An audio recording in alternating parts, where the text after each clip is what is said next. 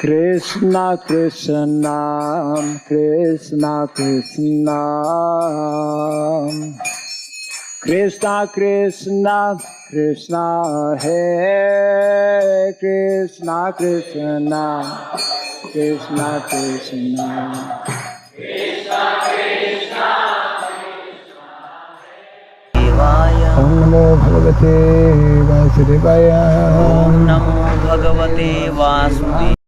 By His Divine Grace, A.C. Bhakti Swami, Srila Prabhupada ki jai. So busy with questions and answers, and the politicians and the press questions and answers to all problems pertaining to social, political, or religious matters. Srimad Bhagavatam and Krishna are the sum total of all things. Translation again. O sages, I have been justly questioned by you. Your questions are worthy because they relate to Lord Krishna, and is nicely being explained here.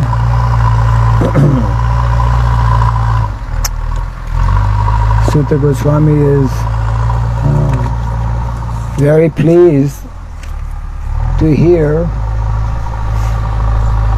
the questions of the sages because they pertain to the absolute truth. They pertain to the Supreme Personality of Godhead. And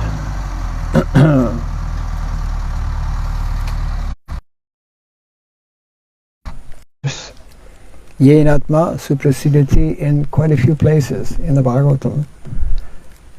And yes, self, this gross body as well as the subtle body.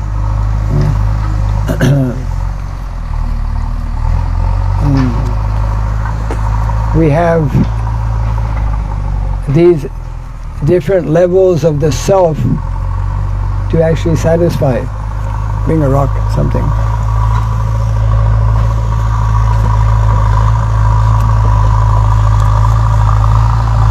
Listen or receive an answer that will be a real benefit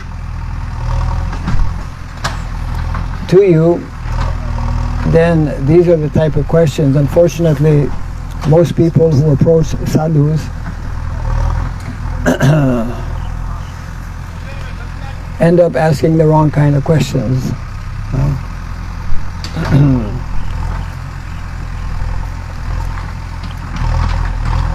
Srila Prabhupada one time was traveling in a train, and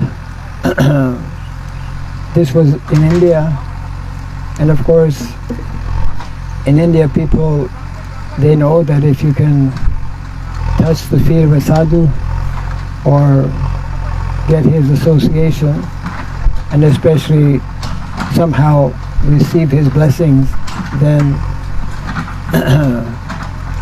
that is very much desirable. And they were traveling in a train. Prabhupada was traveling with some other devotees, and had told the devotees that he wanted to just concentrate on his chanting. And there were two Indian gentlemen who were, they knew that Prabhupada was hiding in this one compartment. Not hiding, but he was there.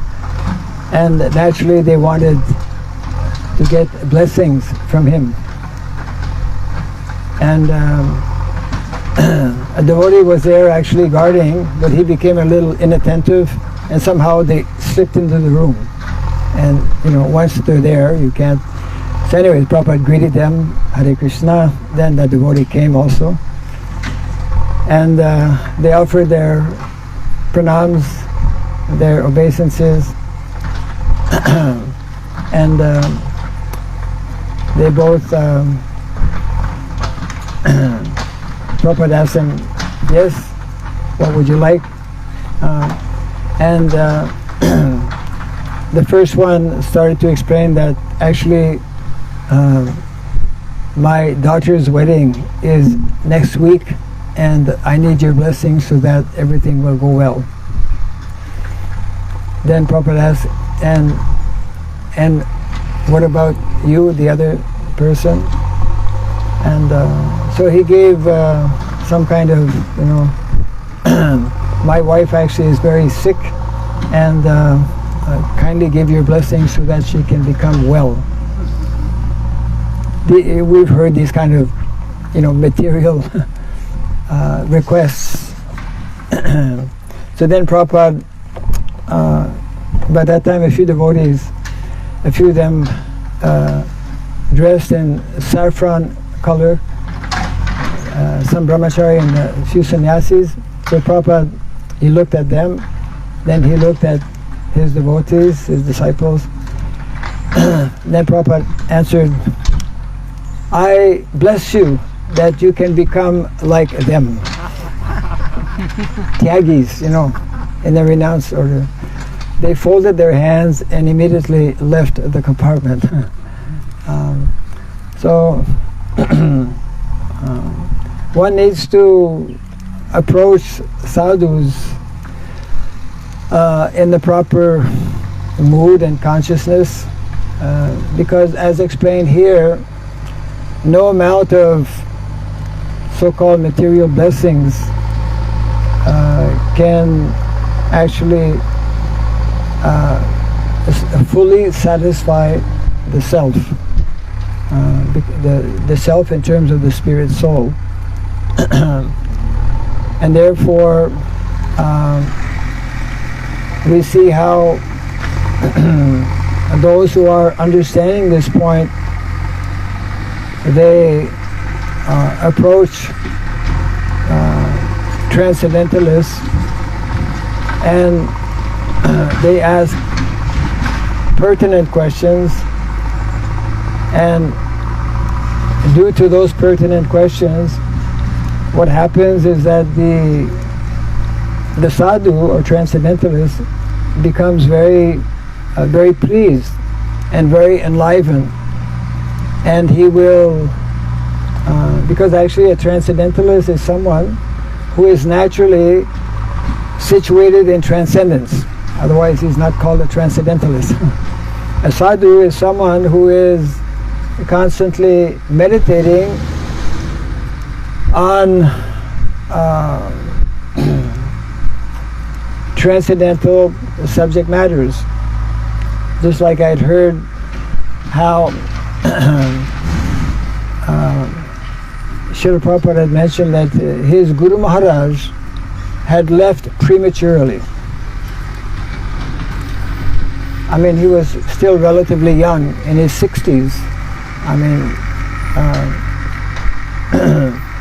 and he had become a little bit discouraged by the attitude of some of his disciples, and had decided to actually leave prematurely. In other words, when we deal with transcendental subject matters, especially when we deal with actual sadhus, we need to be cautious in how we approach them and how we interact with them. Just like there was one person, this was during the time of Prabhupada relates this anecdote also. Srila Bhakti Siddhanta Saraswati Thakur had of course many disciples, and one day one of his disciples, Mataji, came with her husband, who wanted to hear, kindly explain or speak about, the loving relationship between Radha and Krishna. It's not the kind of question you just like immediately ask somebody you meet for the first time.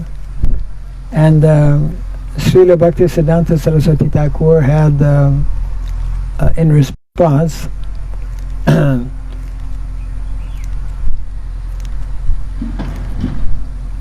requested that he come to the ashram, and that was his response actually. You come to the ashram in the next few days, and I have one of my students, one of my disciples, he's serving in the kitchen. You can help him, you know. So he was obedient. He followed that instruction, and that particular devotee, although doing a very simple menial service, was fully absorbed in performing that seva very, very nicely. And by spending time with this devotee, this person who had been asking about, you know, the pastimes of Radha and Krishna, could understand that actually, and that is the instruction that Krishna also gives, isn't it, in the Bhagavad Gita, that we become more qualified to ask various types of questions if we actually engage in seva. Tad vidi pranipatena pariprashnena sevaya upadekshanti te jnanam jnaninas tattvadarshinaha. Without rendering service, actually, we are not qualified, or we don't have the we're not in a position to be inquisitive.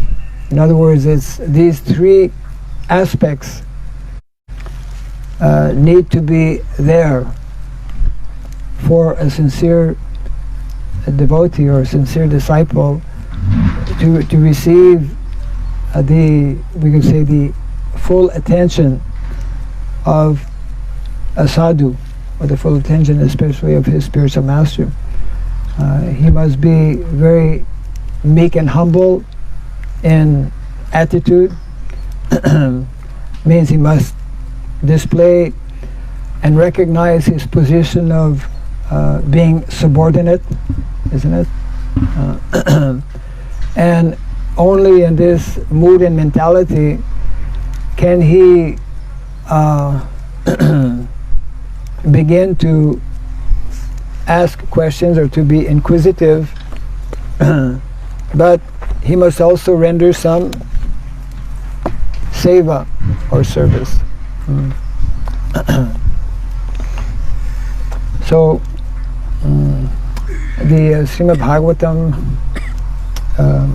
as being, we are getting a hint here actually, is filled with various wonderful exchanges or anecdotes between someone who is in that mood and mentality, who recognizes his position of being junior, and who in a very humble state of mind approaches some spiritual authority, and in this way receives transcendental knowledge. In other words, this is the standard process by which one can receive actual blessings from a sadhu. The actual blessings that we should be seeking are what will help me in my individual daily life, and what will help me in my journey in this particular lifetime to actually become freed and liberated from this material world. And therefore, what will actually fully please and satisfy me. So these topics are these are the only types of topics that are discussed in the Srimad Bhagavatam, and that is why traditionally people would, before the advent of modern technology, not that long ago actually, before the advent, let's say, of television, we have heard from either our parents or grandparents, for those who are in India especially, how people knew so many different stories from the Shastra, from Mahabharata, from Ramayana, and they would. Prabhupada was explaining that actually the way to begin or to let's say increase our appreciation for these transcendental literatures is by not by buying a book that is printed, but actually the traditional way, and this was followed during the time of Lord Chaitanya. Nowadays, no one even thinks about that. But the traditional way to get a copy of a book was to actually write that book, to personally copy, not to hire somebody, but to personally write. That's how, just like when Lord Chaitanya returned from South India, he had found the Brahma Samhita, a portion of the Brahma Samhita that we have today. And when he returned to Bengal, and of course announced it to the devotees, then everyone became busy, and well, I guess it took some time before many copies became available, because it was copied on one. Whoever wanted a copy had to copy themselves. Yeah. One would therefore value. It's just like in villages in Bengal, even now, at least a few years ago, I'm sure in many villages it is there, still followed. The book Bhagavatam or the book Ramayana, whenever they have a function where somebody will read, the book is not just kept somewhere. I mean, the book is actually, I'm sure some of you have seen, they actually wrap the book in some special cloth. Red cloth, right? Yeah. You're from India, so you know these things. And they carry it on their head, from wherever they keep it to the Vyasasan, where the person will be speaking. And even before they open the book, they do puja. Arati, is it? Yeah. Nowadays, because we have so many copies of books, we keep our books, or we, treat our books, very differently. We just think it's an ordinary book, or we treat them as ordinary books, but they're not at all ordinary books. So there was that is what happens when we cultivate this type of understanding, that these transcendental literatures are actually, during the time of Lord Chaitanya Mahaprabhu, there were a number of people who were preaching. One of them actually was in Assam. His name was Shankara, and he was preaching about the glories of the Bhagavatam. Was very influential in that he got people to put the Bhagavatam in their homes, like on the altar, as a deity. They would actually bow down to the Bhagavatam and worship the Bhagavatam as directly as a deity. Of course, we also, Prabhupada explains, the Bhagavatam is not different from Krishna. We can actually worship the Bhagavatam. The only problem with this particular personality was he did not know about Radha. He only knew about Krishna. And of course, because the whole subject matter, as explained in the Bhagavatam, is a very confidential subject matter. So whether it is the Bhagavad Gita or the Srimad Bhagavatam, the subject matters that are discussed are for that purpose, to actually, or the effect is that they can bring full satisfaction and happiness to those who are, we could say, properly disposed. So therefore the importance of approaching the subject matter, or approaching individuals who are cultivating this knowledge, and if those three factors are there, if one always maintains a very meek and humble mood or mentality, and if one renders practical service as prescribed in the Shastra, and if one is inquisitive, very important actually to be inquisitive. Very often some devotees are less inquisitive or not inquisitive at all. We should, it is a healthy sign. It is very much a desired activity to want, when we are inquisitive, it means something is going on in our head. If we're not inquisitive, then we don't know what's going on in our head. One may simply be passive. Krishna consciousness is meant to make us very active both externally by rendering service, and also internally by trying to meditate. This is especially explained in the Gayatri Mantra. Those who receive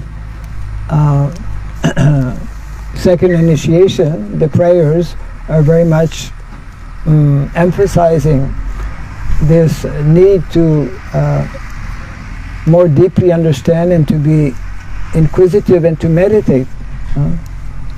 And this is one of the important instructions that Srila Narada Muni also is nicely explaining when he is discussing the subject matter of dharma with Yudhishthira Maharaj.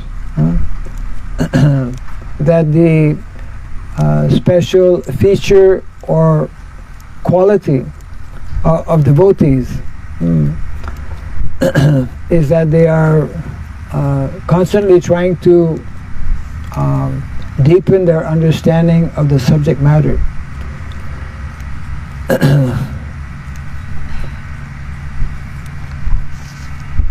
Of course, that can and should take place at different levels. At least, not everyone may be that inquisitive, but at least on the level of trying to find out or to understand what are Krishna's desires. Actually, we cannot ourselves so easily understand what are Krishna's desires. By going through Krishna's representatives, the acharyas, we can understand Krishna's desires. Otherwise, if we are not eager to understand Krishna's desires, it means that we are stuck up with our own desires, isn't it? And when we are only, concerned about our own desires, well, we're not going anywhere. We are destined to remain in this material world. So the real desires or the real questions, as this is the point of this particular verse here, it is most natural for everyone to be inquisitive, to ask, but the whole world is busy in these activities of questions and answers, but no one is happy or satisfied because they are of the wrong nature. So the real, sometimes people, they take a vow, what is it? Monovrata, right? I will not speak anymore. It's very difficult actually. But Prabhupada explained that the real monovrata is not to be silent, but to speak only about things related to Krishna. Yeah. So this is the culture that is being presented in the Bhagavatam, and let me just read this verse again. As spoken by Sutta Goswami.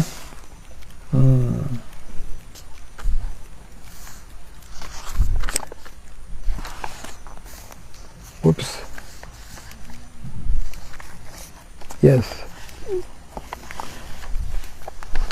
O sages, I have been justly questioned by you. Your questions are worthy because they relate to Lord Krishna and so are of relevance to the world's welfare. So we didn't speak about this very much, but that's a whole other point, most important. Only questions of this sort are capable of completely satisfying the self. Yeah. So any questions? Questions and answers. Yes. You see that dear Bhagavatam. Because you're very far away, kindly try to increase your volume. As you mentioned, we inquire so much. We inquire sometimes about the absolute truth, and we read Bhagavatam and hear. We inquire sometimes about spiritual subject matters. Those who are devotees. Yeah. Then sometimes we are not convinced. So how to do that? Even though we hear that question keep coming, that we still have the So same question. we hear, but sometimes we're not convinced. So how to become convinced? Yeah. Keep on hearing. Actually, we may not be convinced due to a number of reasons. Generally, it is due to our still different levels of impurities, consciousness not sufficiently purified, or sometimes the subject matter is very involved or deep subject matter, and there are many aspects or many angles. Sometimes we're not able to convey fully or clearly enough our question to another person, to another devotee. Or sometimes the devotee might misunderstand our question, or sometimes may not be able to fully give the answer. But generally it's because we are not sufficiently and not fully sincerely chanting the holy name to have the matter more easily understood. Because ultimately it is Krishna who will help us to clear any doubts that we have. Krishna is the one As he nicely mentions in the Bhagavad Gita, Dadami Buddhi Yogam Tam, I give people the intelligence by which they can come to me.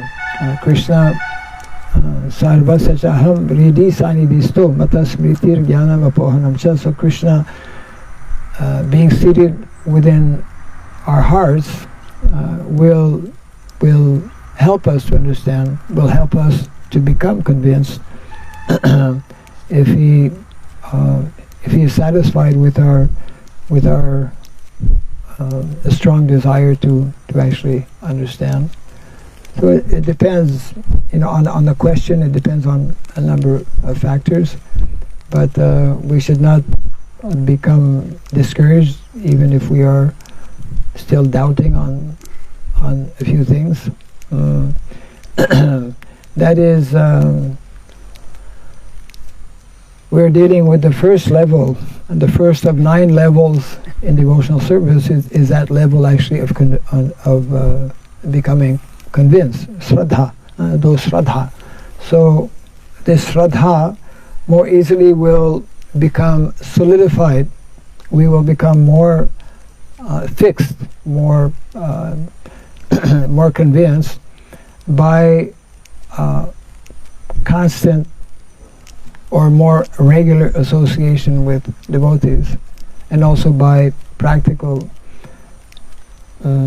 application of devotional practice. Ado Shraddha Tatu Sadhu Sangha Bhajana Kriya. So these 3 are are the beginning levels for practicing Krishna consciousness. Yeah. Yes. Remember, this is not in respect to this context, but this question is regarding some devotees who are having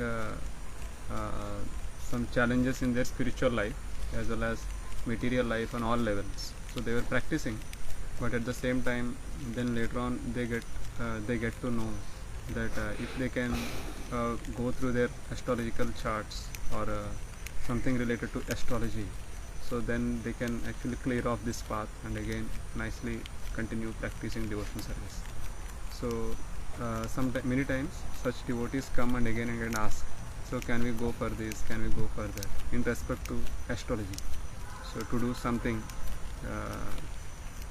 I don't know whether it could be considered as a part of devotional service, but because we also know that we are struggling with our baggage of sins, and still we are practicing devotional service. And if initially devotees ask like that, so then this kind of tug of war goes in the mind, that whether we have complete faith on Krishna or process or devotional service, or we have faith on the aspects of astrology and somebody else doing some other ritual where it can help one again continue their devotional service, because they are also doing for devotional service, so that if this can be crossed, then they can continue. So how to handle such kind of situations? So your question is related to devotees who sometimes bring up the question of astrology, that if they are, of course everyone in the material world is facing various obstacles and challenges because we are here in the material world, and we come to know that sometimes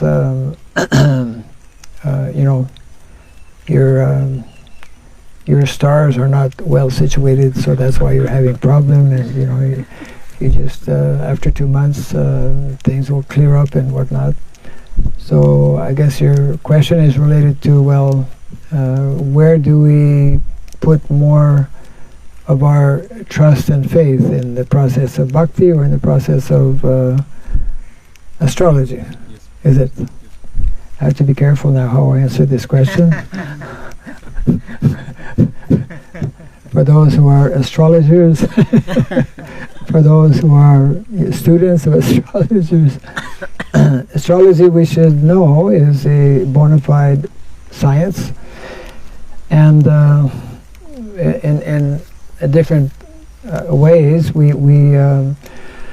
there are very strong and clear influences that are there. which can, through astrology, to some extent be known or be understood.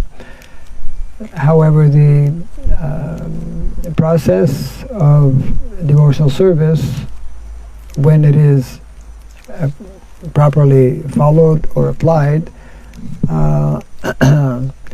is can because it is on the transcendental platform. So if Krishna so desires, even though there may be some bad elements according to astrological chart or astrological calculation, one may overcome.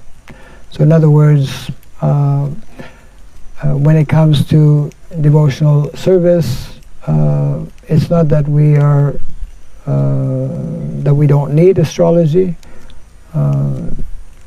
We were discussing just the other day how that is one of the 4 processes by which the brahmanas locally would understand the varna of an individual. We also know how in marriage, before being married, that is also one of the tools that is used, making the astrological chart of the boy and the girl, of the couple. So it is a tool that can be useful. At the same time, we should not become completely bound or overly dependent on astrology. It has its place, and of course, because although it is true that pure devotional service can, when performed on that pure level, can minimize whatever influence may otherwise be there, but we know that pure devotional service is quite rare also, and therefore one needs to balance the let's say the value that is there in astrology, along with what we practice as devotees in the process of bhakti or devotional service. So the other factor, of course, is that although astrology is a bona fide science, to find very knowledgeable and competent astrologers, just like nowadays we know that Ayurveda as a medicine is very potent, very powerful, but there are very few qualified or bona fide practitioners or kaviras who can actually and there are many other factors as well. So if one is in doubt, best is to approach let's say senior Vaishnavas who have more knowledge and more experience about these subject matters. It is definitely not desirable that one, every 5 minutes of the day looks at his chart. Should I turn right or should I turn left? There is a danger of becoming overly absorbed in studying or following one's chart. It has its value, and one needs to balance the benefit of that astrology can bring with our practice of devotional service. Yeah.